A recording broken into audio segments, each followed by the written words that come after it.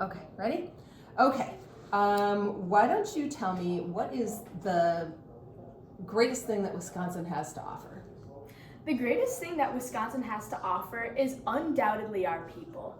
I've lived in Washington State. I have a sister that goes to school in California. I'm going to school on the East Coast. But what makes Wisconsin different from anywhere else is the community here.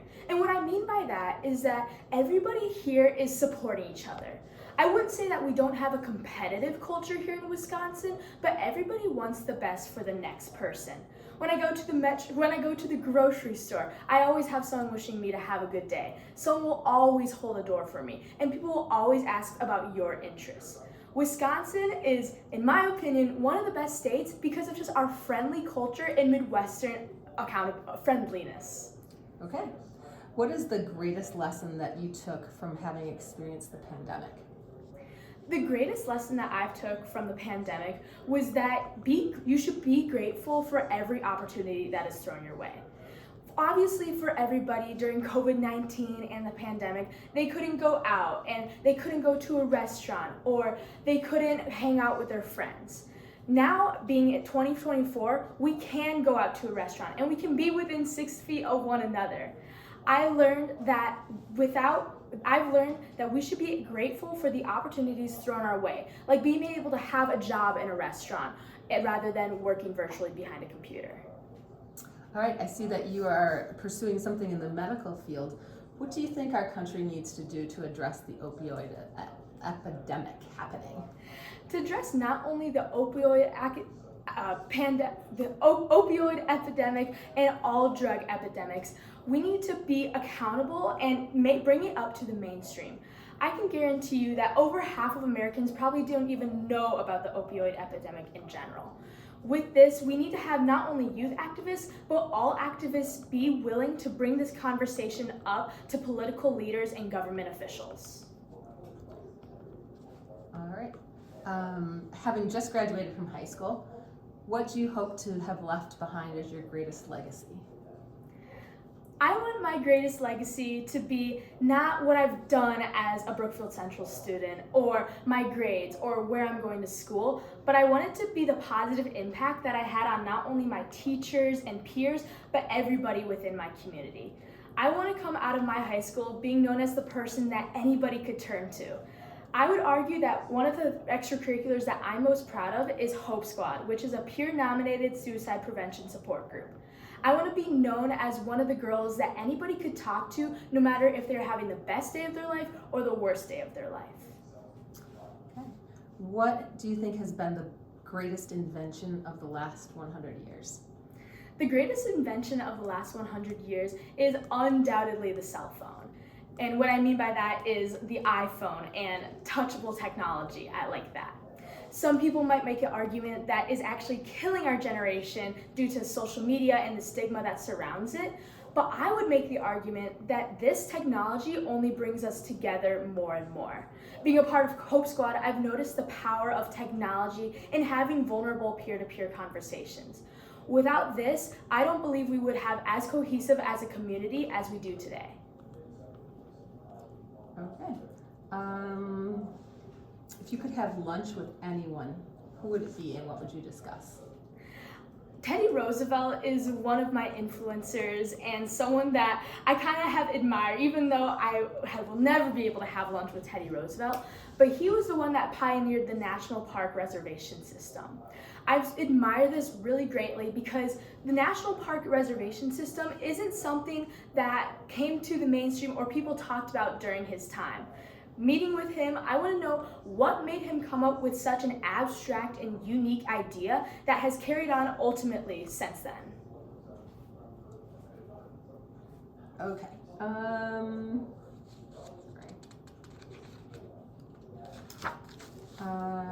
What is one change that you would like to see the next presidential administration make over whoever's elected in the next 4 years? What change would you like to see made? I want the current mental health crisis to be addressed. There are a number of topics within the mainstream that I think the next president of the United States needs to address, But as suicide rates are rising, with suicide being the #1 cause of death amongst 14 and 15-year-olds in 2021, we need to address the mental health crisis in America. Now, the next president can go about this in a number of ways, but encouraging clubs like Red Gen that Brookfield Central has, which is all about mental health, or Hope Squad, which is peer-to-peer suicide prevention, having a president and a leader in our media address an issue like this will only help this problem go down. Okay. Sorry. What has been your greatest success in terms of an accomplishment in high school? My greatest success has undoubtedly been my commitment to play collegiate softball. With this, my recruitment process with going to play collegiate softball has also caused some of my biggest failures. Now I'm committed to play softball at the Massachusetts Institute of Technology, and I couldn't be happier with my decision.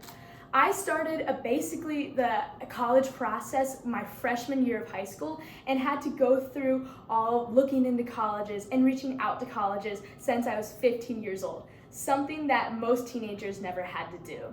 With this, the work that I've poured into the sport, and not only my sport, but also just keeping my grades up and being a good academically successful student, has undoubtedly gotten me to this position and is my greatest success. Okay. If you could put yourself in any book, what would it be and what kind of role would you have?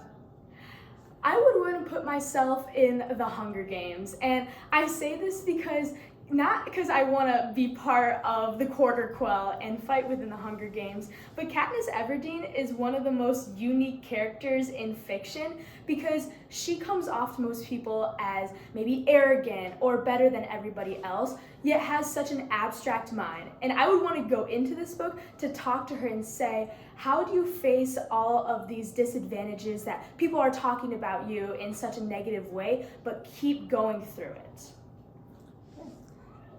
If we were to construct something similar to the Mount Rushmore in modern America and were to put a woman on it, who do you think would be deserving of such an honor?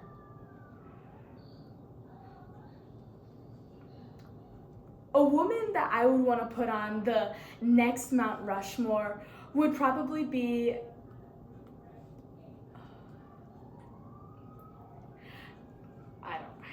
I stumped you. Yeah. Okay, all right, we'll move on. We'll talk about Okay. it. What do you do to address your carbon footprint? To address my carbon footprint, I try to drive less. And this seems like such a regular answer out there, but I genuinely try to drive as little as possible. During softball season, we have to go from a number of schools to a number of fields, and during this time, I try to pack as many girls into my car as possible. This way, rather than 6 cars going 15 miles down southeast Wisconsin, we're taking 1 car to travel 6 different people. While it seems simple as it is, it's the best thing that I can do in the position that I am to reduce my carbon footprint. Okay. What advice would you have for freshman you? If I could talk to my freshman year self, and honestly all girls that are entering high school, I would tell them to stay on your own path. Being the youngest of 4 children in my family, I've always looked up to my siblings, yet in some ways copied them. I admire them, but I want to do every single thing that they do. And if I could go back to my freshman year, I wish I could tell her that you don't have to do exactly what your siblings are doing, or you don't have to do whatever the most successful senior in high school is doing at the time, but you can pick your own extracurriculars and carve your own path for yourself. Okay. What is one activity or club that you attempted to engage in and it was a mistake? You wish you hadn't done it.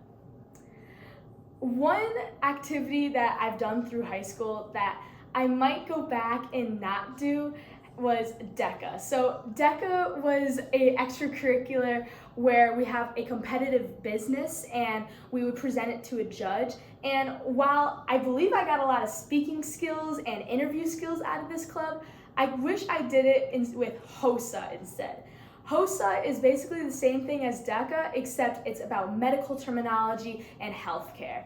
DECA is all about business and finance and entrepreneurship, which is something that doesn't really spark my interest, and if I could do it back, I would join HOSA instead. Okay. Well, that was a surprise. Yeah, I really like DECA, but